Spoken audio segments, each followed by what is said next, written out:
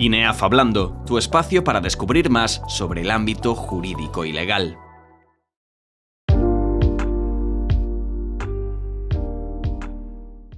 A la hora de analizar la administración y organización de cualquier tipo de entidad, la parcela financiera es una de las áreas más importantes de cuyo dominio y supervisión depende gran parte del éxito. Contar con una figura experta en esta materia es esencial de cara a controlar cada una de las fases que van desde la planificación a la evaluación, pasando por la definición de objetivos, la creación de un plan de acción o el seguimiento de los resultados. Es vital entender cómo afectan las diferentes decisiones financieras a la realidad económica y tributaria de la organización. Para comprender mejor estas cuestiones, contamos con la presencia de un experto en la materia, Miguel Ángel Fernández, profesional de la asesoría, consultoría y auditoría financiera y económica, gran conocedor del sector bancario, la inversión, gestión y comercialización de productos, la dirección de carteras de clientes y de activos financieros. Este gran bagaje académico y profesional le ha permitido ejercer dentro de importantes empresas y entidades, entre las que se encuentran el Nationale Nederlanden o el Banco Santander. Actualmente ejerce como asesor financiero y Wealth Tech Consultant en SafeBroker Europe. Así con él os dejo para tratar en profundidad el asesoramiento financiero profesional. Hola a todos y bienvenidos a este webinar en el que vamos a ver cómo trabaja un asesor financiero profesional. Lo primero que vamos a hacer es diferenciar el trabajo de un asesor financiero o el tipo de asesoramiento financiero tradicional en relación con el tipo de asesor financiero profesional o de venta consultiva. Vamos a empezar con un ejemplo. Imaginar que vais a un gimnasio, os presentáis y la persona que os recibe en ese gimnasio os pregunta cuáles son vuestras necesidades. Y tú simplemente le dices que quieres perder peso. Y esa persona te da un papelito con tu matrícula y te dice los horarios en los que te puedes apuntar a una serie de actividades. Ese sería el concepto de venta tradicional. El concepto de venta consultiva: esa misma persona va al gimnasio y la persona que lo atiende, en lugar de simplemente ofrecerle los horarios de las actividades, le pregunta cuáles son tus objetivos, cuál es tu situación actual, y en base a eso le ofrece un programa personalizado para poder llegar a conseguir esos objetivos. ¿De acuerdo?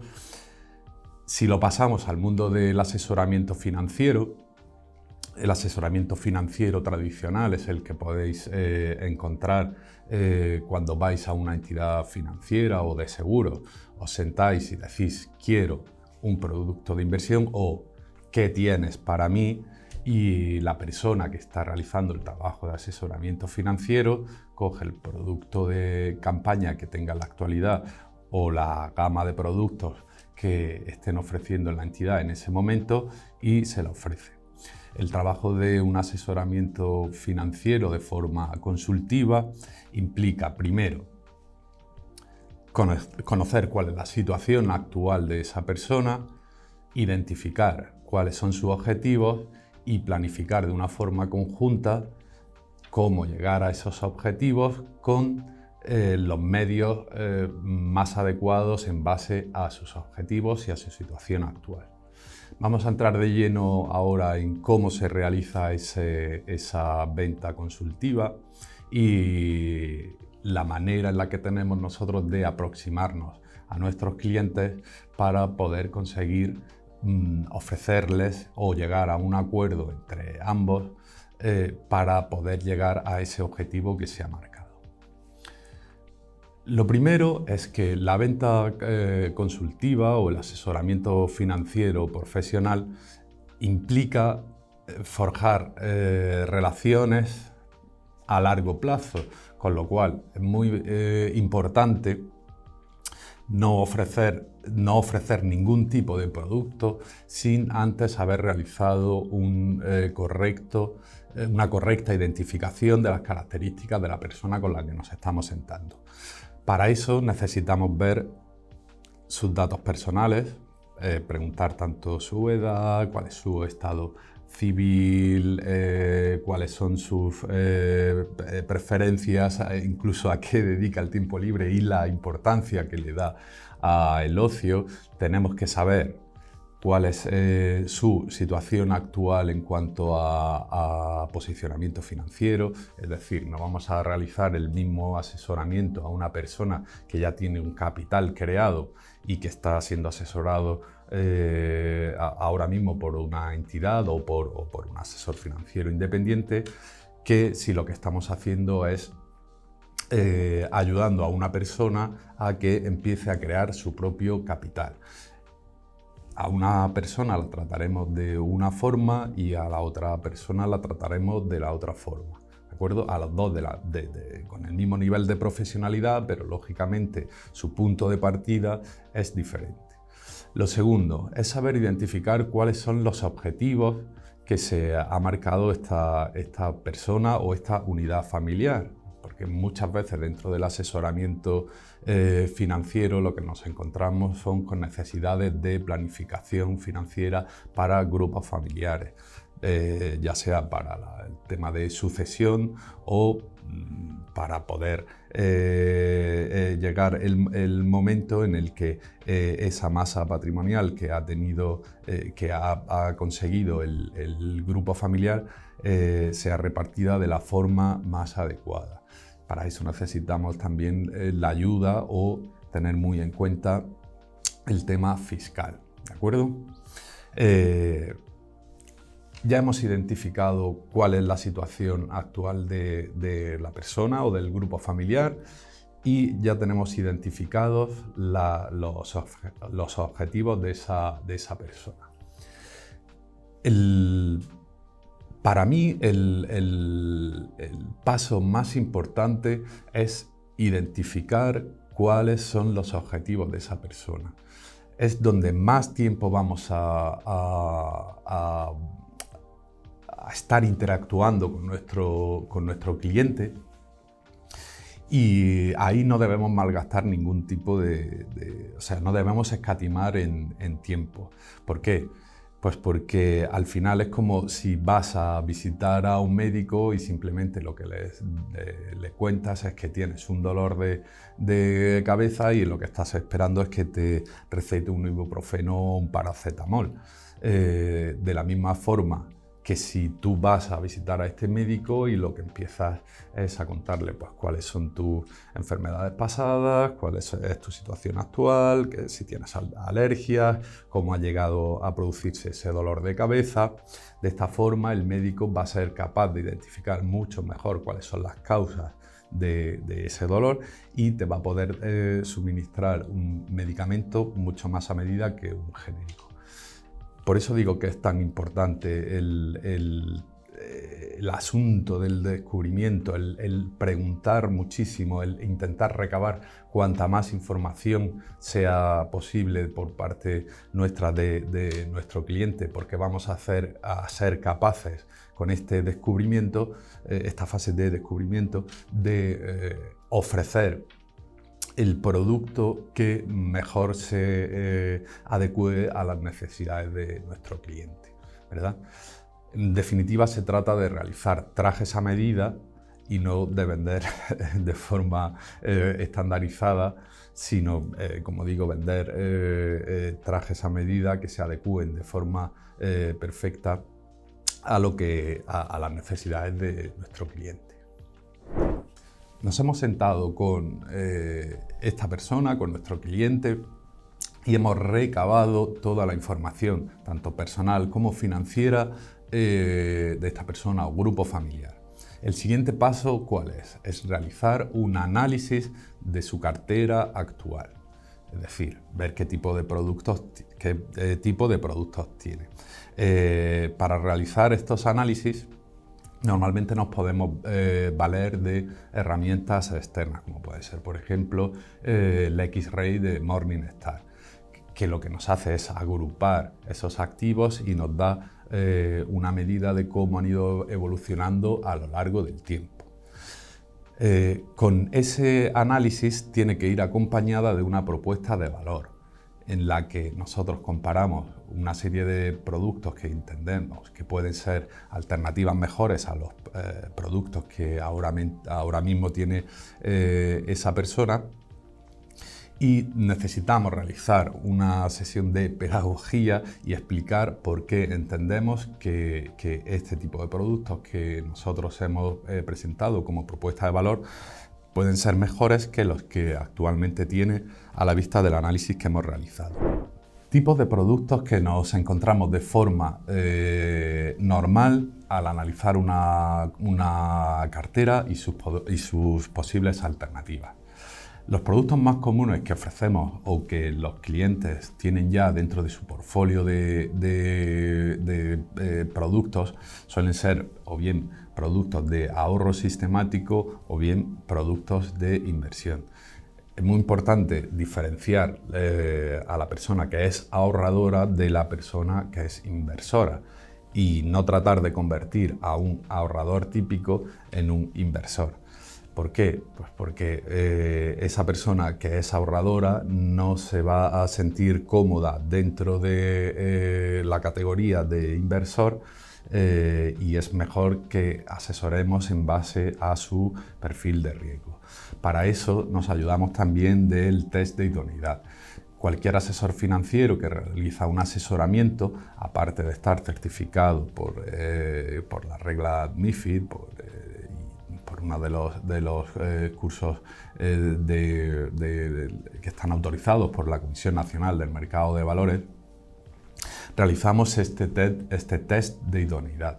En ese test de idoneidad se preguntan pues, desde cuál es su edad, cuál es su capacidad de ahorro, cuáles son sus ingresos, cuál es su aversión al riesgo. En definitiva, lo que se está tratando es de proteger al inversor, al ahorrador, a nuestro cliente, de que se puedan ofrecer productos que no son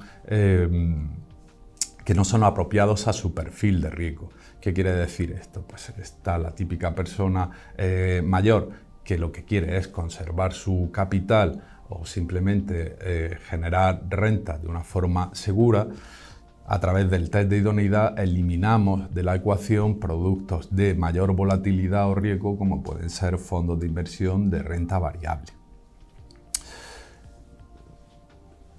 Como digo, los típicos productos que nos encontramos los podemos dividir en dos grandes bloques. Los productos de ahorro sistemático, como pueden ser los SIAL, que tienen una ventaja, que son productos en los que se realizan aportaciones de forma sistemática, que tienen una ventaja fiscal, porque a partir del quinto año y con un tope máximo de 5.000 euros anuales, pues tienen la ventaja fiscal de que los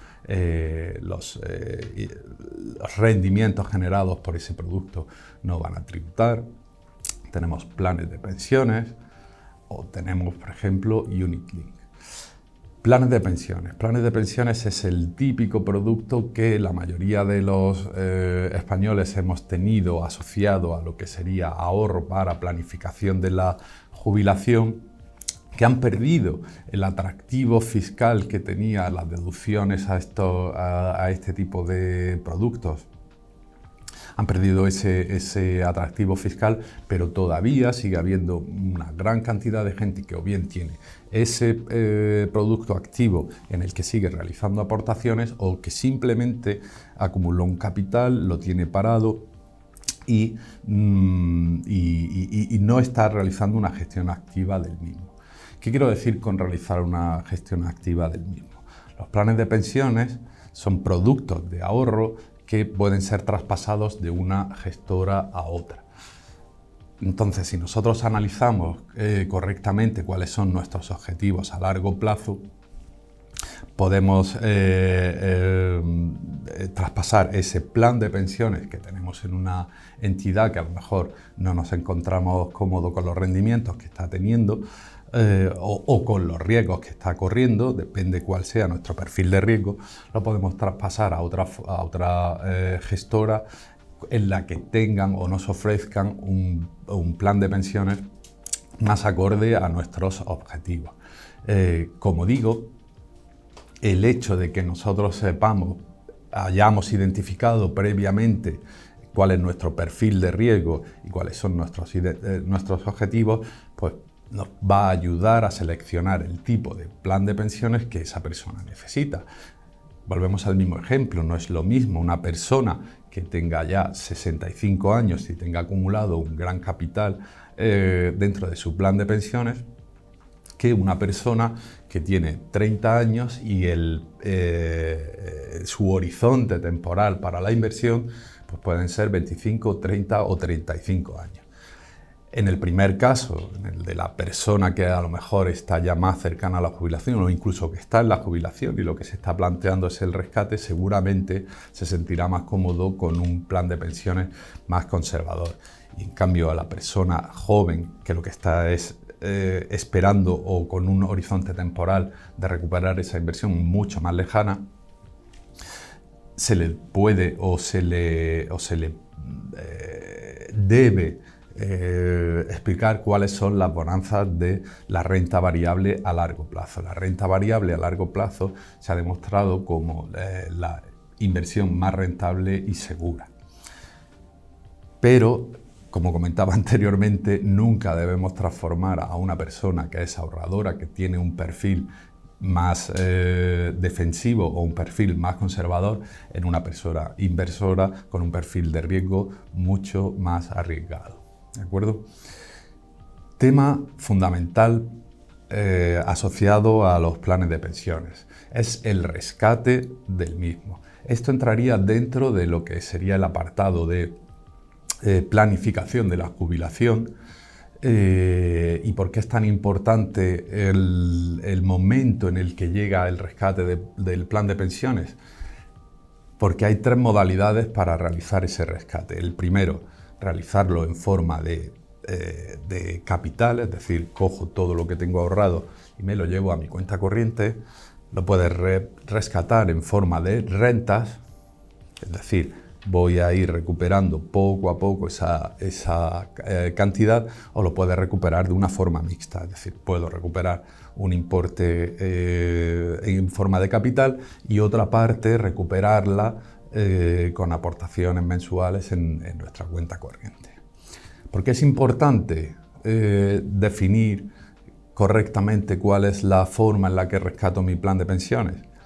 Porque, por ejemplo, si lo rescato en forma de capital, es decir, pongo un ejemplo, tengo 100.000 euros en mi plan de pensiones y lo rescato totalmente, me lo llevo a mi cuenta corriente en forma de capital, hay que tener en cuenta que fiscalmente las recuperaciones, los traspasos de planes de pensiones en forma de capital tributan como rentas del trabajo.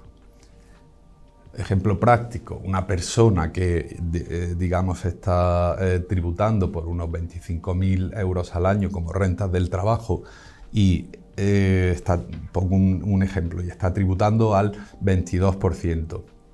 En el momento en el que rescata 100.000 euros de su plan de pensiones, esa persona pasa de tener que tributar 25.000 euros como rentas del trabajo, pasa a tener que tributar 125.000 euros. ¿Qué implicaciones tiene eso? Pues que lo normal es que pase del tramo depende de la comunidad autónoma, pero que pase de tramo de tributar el 21 a poder pasar a tributar el doble, al 40-45%. Por eso es tan importante tener muy claro y saber llevar de la mano a nuestros clientes cuando llega el momento de rescatar el plan de pensiones, sobre todo por el tema fiscal. Vamos a hablar ahora de los instrumentos de inversión colectiva, los fondos de inversión y los ETF. ¿Por qué son tan populares estos vehículos? Básicamente porque son puerta de entrada a inversiones de forma colectiva en la que nuestro dinero, a través de la gestora de este fondo, va a realizar inversiones en nuestro nombre en un amplio número de activos. Es decir, yo aporto 100 euros a mi fondo de inversión de renta variable y lo que hace el fondo de inversión con mis 100 euros es repartirlo en partes alícuotas en las empresas en las que está invirtiendo ese fondo. Ese fondo cotiza de una forma que cada participación que yo compro tiene un valor liquidativo. Ese valor liquidativo fluctúa de forma diaria y es lo que va a hacer que obtengamos rentabilidad de esta inversión colectiva o que tengamos minusvalías en nuestro patrimonio. ¿Qué tipos de fondos de inversión tenemos? Vamos a clasificarlos en cuanto a menor riesgo a mayor riesgo. Tenemos fondos de renta fija, que como su propio nombre indica, invierte en activos de renta fija, ya sean a corto plazo como los fondos monetarios o a más largo plazo como obligaciones o incluso renta fija corporativa, que quiere decir que está invirtiendo en renta fija emitida por empresas privadas. Fondos de renta variable, que lo que invierten es, como su nombre indica, en renta variable, es decir, en activos que cotizan en mercados regulados. Fondos mixtos, que son los que tienen una parte de renta fija y otra parte de renta variable. Y dentro de esta clasificación más sencilla, tendríamos otros subgrupos como pueden ser los fondos de inversión temática.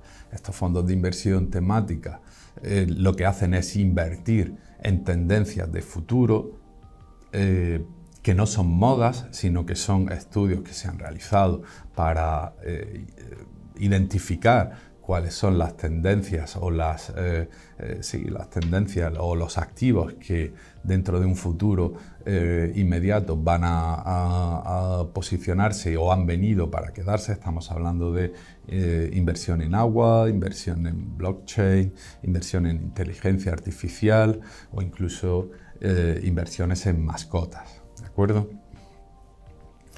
Aparte de estos grupos de inversión en renta variable, podemos tener fondos de retorno absoluto. Este tipo de fondos lo que hacen es, tienen una política de inversión libre y lo que nos va a hacer es que, por ejemplo, en épocas bajistas van a intentar batir al mercado colocándose en posiciones más conservadoras y en épocas de alza van a tener la libertad para invertir en los activos que consideren que pueden batir al mercado. Pueden ponerse a largo, es decir, apostar a que el mercado va a subir, o pueden incluso hacer inversiones, tomar posiciones a corto plazo, que quiere decir que están apostando a que el mercado va a caer. Es importante en el momento en el que estamos hacer una pequeña aclaración sobre los activos de renta fija. Activos de renta fija, como por ejemplo pueden ser las letras del Tesoro, bonos del Estado, como pueden ser participaciones de renta fija o emisiones de bonos de empresas privadas, y los fondos de inversión que invierten en renta fija. Esto lo comento porque, como digo, en este momento se ha producido un boom dentro de lo que son las inversiones en activos de renta fija, y hemos visto como, por ejemplo, nos hemos lanzado los españoles a comprar letras del Tesoro u obligaciones. Letras del Tesoro es a corto plazo, obligaciones a largo plazo. Como asesor nos hemos encontrado con muchos clientes, muchas personas que tenían dentro de su portfolio de productos fondos de inversión de renta fija. Muy importante definir que la renta fija es únicamente fija en el momento de su emisión y si se mantiene hasta vencimiento. Es decir, si yo compro una letra de un año, la compro hoy y la mantengo un año, yo sé exactamente cuánto he invertido y cuánto voy a tener a vencimiento. Pero en el caso de los fondos de inversión, que son los fondos de inversión de renta fija, que son las grandes estrellas, es decir, son los fondos más vendidos dentro de lo que es el sistema bancario español, nos encontrábamos con clientes que decían: oye, están subiendo los tipos de interés y mi fondo de inversión de renta fija, que en principio me dijeron que era muy seguro, no para de bajar. ¿Por qué se produce esa paradoja? Bien, la renta fija tiene un comportamiento inverso o negativo con respecto a la evolución de los tipos de interés. Estamos ahora mismo en una época de expansión de la inflación, un periodo inflacionista, y una de las medidas que tienen los bancos centrales o la Reserva Federal Americana para atajar ese incremento de precios es la subida de tipos de interés. Los tipos de interés encarecen los tipos de interés encarecen la solicitud de préstamos, hacen que baje el consumo. Al bajar el consumo, bajan los precios. Por eso es por lo que los bancos centrales o la Reserva Federal han incrementado de esa forma tan brusca durante este año los tipos de interés. No es otra cosa que intentar controlar la espiral inflacionista. Pero como comento, los tipos de interés tienen una relación inversa con respecto a la rentabilidad de la renta fija. ¿Por qué nos encontramos clientes o personas que tenían contratado un fondo de renta fija y ven como, uno, están subiendo los tipos de interés y dos, la rentabilidad de su fondo no para de caer? Pues muy sencillo, como os he explicado antes, la renta fija es únicamente fija en el momento en el que se compra y si se mantiene hasta vencimiento. Un fondo de renta fija tiene que estar siempre invertido, siempre está comprando activos de renta fija. ¿Qué quiere decir eso? Que cuando yo, por ejemplo, compré el fondo en el que estoy invertido, compró hace un año un activo de renta fija cuya rentabilidad era del 0,5%, pongo como ejemplo, y ha pasado el tiempo, han subido los tipos de interés, ese mismo producto que compró el fondo de renta fija que daba una rentabilidad del 0,5%, ahora lo puedes encontrar en el mercado con una rentabilidad del 2,5%. Entonces, si yo quiero liquidar la posición que tengo un producto que está dando una rentabilidad del 0,5% y lo quiero llevar al mercado para venderlo, nos encontramos con la paradoja de que en el momento actual existen otros productos que dan mayor rentabilidad que el que yo tengo contratado. Entonces, si yo quiero vender mi producto, lo voy a tener que vender a valor de mercado. Nadie va a comprar un bono o una letra que está dando una rentabilidad del 0,5 si en el mercado hay productos que dan rentabilidad del 2,5. Lo voy a tener que vender a pérdida. Por eso nos hemos encontrado durante los últimos años clientes con fondos de renta fija en los que no se había informado de forma correcta cuáles son los riesgos de la renta fija y que por eso están teniendo rentabilidades negativas en sus fondos. Hemos visto los fondos monetarios, que son fondos de renta fija a corto plazo, quizás los más seguros del mercado, fondos de renta fija, fondos de renta variable, fondos de renta mixta. Otro tipo de fondos que pueden solicitar nuestros clientes o que podemos ofrecer a nuestros clientes son fondos garantizados, los que se nos garantiza si mantenemos la inversión durante un periodo de años, 10, 15, 20 años, nos suelen garantizar al menos el 100% del capital. Y normalmente ese tipo de fondos garantizados te ofrecen una rentabilidad extra, aparte de garantizarte el capital, asociado por ejemplo, a la revalorización del IBEX 35 o a la revalorización del S&P 500. ¿Qué quiere decir esto? Yo contrato un fondo garantizado a 10 años en el que pongo 100.000 euros, me están garantizando el 100% de mi capital y aparte un porcentaje de la revalorización de un índice, que digamos que es el IBEX 35. Me ofrecen el porcentaje del 50% de la revalorización del IBEX. Pasan esos 10 años, el IBEX se ha revalorizado un 10%, con lo cual en esos 10 años yo lo que he tenido ha sido garantizado mi capital y voy a obtener un 5%, es decir, el 50% de la revalorización de ese índice. Otro tipo de fondos que nos encontramos o que podemos ofrecer a nuestros clientes son los fondos de fondos. Estos fondos lo que hacen es simplemente invertir en una gama completa de fondos, de tal forma que nosotros comprando estas participaciones de este tipo de fondos, estamos entrando en una gran cantidad de fondos diferentes, con lo cual estamos, digamos, mitigando el factor de riesgo por exposición o bien a un sector o bien a un área geográfica determinada, que es lo que son los riesgos principales que tiene la inversión en fondos de inversión. Porque al final un fondo de inversión en el que estamos invirtiendo en renta variable norteamericana, ya sabemos que si la renta variable norteamericana se comporta de forma correcta, pues vamos a tener rentabilidades, pero si se comporta de forma incorrecta, pues vamos a tener pérdidas. Con un fondo de fondos estamos a lo mejor entrando en renta variable norteamericana, renta fija europea, renta mixta asiática, con lo cual lo que estamos intentando es diluir el factor concentración de nuestras inversiones. Estamos consiguiendo atomizar nuestra inversión sin vincularnos a ningún tipo de índice o de zona geográfica dentro de nuestras inversiones.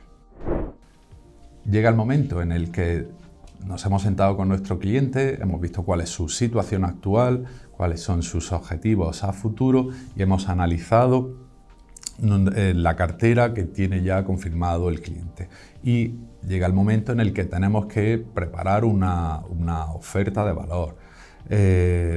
Por ejemplo, en el tema de fondos de inversión es muy importante realizar una labor pedagógica con el cliente. No olvidaros que la planificación financiera o el trabajo de asesor financiero profesional implica establecer vínculos con nuestros clientes a largo plazo, por lo cual es muy importante realizar también una labor de pedagogía con ellos para que sepan exactamente qué es lo que están comprando y que tengan el suficiente valor crítico como para poder seleccionar de motu propio cuáles son los activos en los que quieren estar invertidos.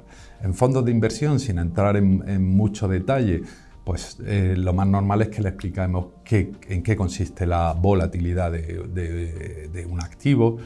Es decir, tenemos dos activos, o dos acciones, o dos fondos, o dos ETFs, que en un periodo de 10 años han subido los dos el 25%, pero uno tiene una volatilidad del 29% y el otro tiene una volatilidad del 5%. ¿Qué quiere decir eso? Que los dos fondos van a llegar han tenido el mismo performance, es decir, han tenido la misma evolución en el tiempo.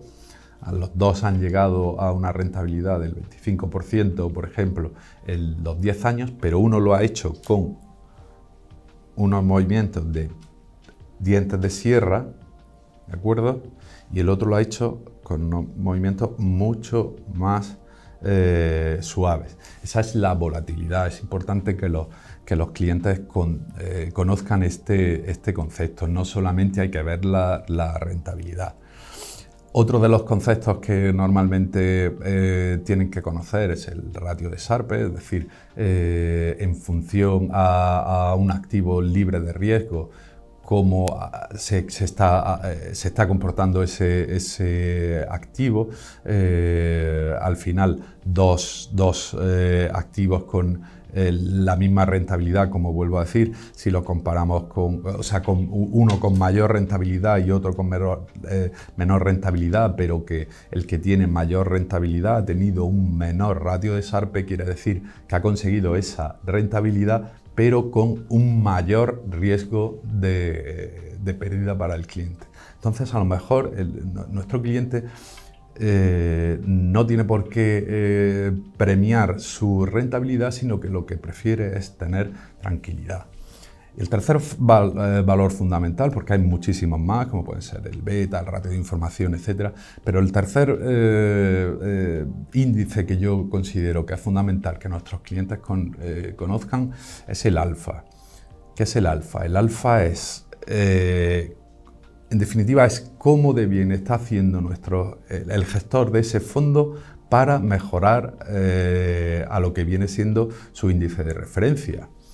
Un alfa positivo indica que el fondo, es decir, que el gestor del fondo está teniendo habilidad para batir a su índice de referencia.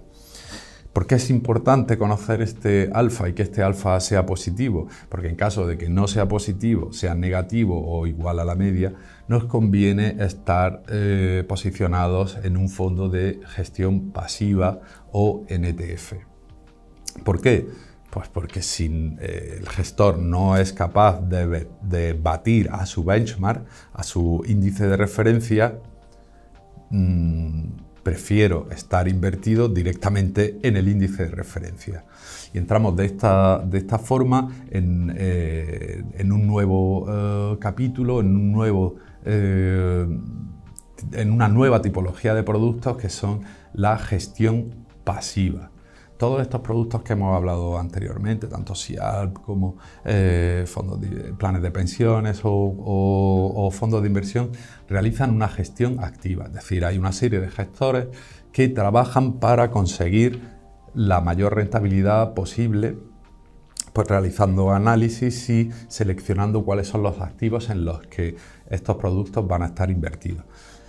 En los productos de gestión pasiva no hay ningún tipo de gestión. Lo único que se hace es coger un índice de referencia y replicar ese índice.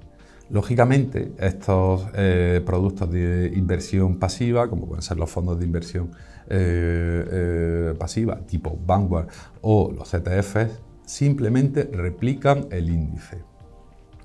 ¿Qué quiere decir esto? Pongo el ejemplo del S&P 500, por ejemplo, en el que están integradas las 500 mayores compañías de Estados Unidos. Esas 500 compañías, cada una tiene un peso específico dentro de lo que es el índice S&P 500. Con lo cual, el fondo o el ETF lo único que tiene que hacer es coger esa lista de 500 acciones y ponderar cada una de estas empresas, de tal forma que se comporte exactamente igual que el índice. Por eso era importante que nuestros clientes sepan detectar cuando un alfa es positivo o cuando un alfa es negativo. Cuando un alfa es positivo, merece la pena el poder estar invertido en fondos de inversión activa. ¿Por qué? Pues porque vamos a batir el mercado. Si el fondo no bate el mercado, siempre es mejor estar dentro de un fondo de inversión pasiva o una ETF. Las ETFs son, podemos compararlos con fondos de cotización diaria, son más parecidos a las acciones. ¿Por qué? Pues porque tienen liquidez inmediata. Tú puedes darle al botón y vender tu participación del ETF en el momento. Y eso también es, a su vez, es su ventaja y también es su inconveniente, porque mientras que con un fondo de inversión tú puedes traspasar de un fondo a otro haciendo la asignación de activos que tú consideres oportuna sin necesidad de tributar, lo que se llama el diferimiento fiscal. Es decir, yo puedo tener 5 fondos de inversión y traspasar los 5 a 5 diferentes o a uno solo, y no he vendido las participaciones que tenía. En cambio, con una ETF, cada vez que yo deshago mi posición para posicionarme en otro activo, estoy haciendo aflorar el beneficio o la pérdida, con lo cual, si he tenido un beneficio en esa inversión, voy a tributar. Con el diferimiento fiscal que nos ofrecen los fondos de inversión tradicionales, los fondos de inversión activa, podemos utilizar ese diferimiento fiscal a nuestro favor a la hora de realizar planificación fiscal. ¿Por qué? Pues porque a lo mejor nos interesa hacer aflorar pérdidas para compensar otros activos en los que hayamos tenido beneficios, o simplemente no queremos hacer aflorar esos beneficios y seguimos o bien invertidos o bien posicionados en otro tipo de activos. Otro de los productos que está muy de moda y que nos ayuda tanto a la hora de identificar posibles inversiones como nos ayuda a lo que es la planificación sucesoria son los Unit Link. Los Unit Link son productos de inversión asociados a un seguro de vida. ¿Qué quiere decir esto? Nosotros vamos a contratar normalmente una cesta de fondos de inversión en la que se nos ofrece, y bien nosotros, depende del producto, vamos a tener la posibilidad de coger esa cesta o seleccionar alguno de los activos en los que invierte esta cesta, y a la vez tenemos un seguro de vida. La prima del seguro de vida se detrae del valor de la inversión y ya depende de la comercializadora, pues tendrá un valor u otro. ¿Por qué es importante este tipo de productos? Es otra forma de estar invertido en renta variable, pero con las características de un seguro. ¿Qué quiere decir esto? Los productos de inversión asociados a seguros son productos que quedan fuera de la masa hereditaria. ¿Qué quiere decir esto? Que, por ejemplo, lo podemos utilizar a la hora de querer beneficiar a una persona concreta. Si yo, por ejemplo, pongo como beneficiario del seguro de vida asociado a mi Unit Link, pongo a uno de mis hijos. Si tienes 4 hijos y ese seguro de Unit Link tú pones como beneficiario a uno de tus hijos en concreto, ¿por qué? Pues porque lo quieres beneficiar por X motivo, esta es la mejor forma de hacerlo, de forma totalmente legal y sin tener ningún tipo de problema. Por eso los Unit Link son muy utilizados a la hora de realizar la planificación financiera, la planificación sucesoria. Aparte, cuando tienen una serie de ventajas fiscales asociados a la forma en la que lo rescatamos y lo podemos transformar después en unas rentas vitalicias que, por ejemplo, pues ya nos incorporarían una nueva ventaja fiscal. El inconveniente que tiene contratar un Unit Link con respecto a un fondo o a una cesta de fondos de inversión es que normalmente la cesta que te ofrece de fondos de inversión, los Unit Link, pues está mucho más limitada, mientras que la arquitectura abierta, por ejemplo, los que trabajamos con arquitectura abierta dentro de los fondos de inversión, pues vamos a tener 30, 40 o 50.000 fondos para ofrecer a nuestros clientes. Pero como importancia fiscal y como importancia a nivel sucesorio es muy importante tener en cuenta este tipo de productos.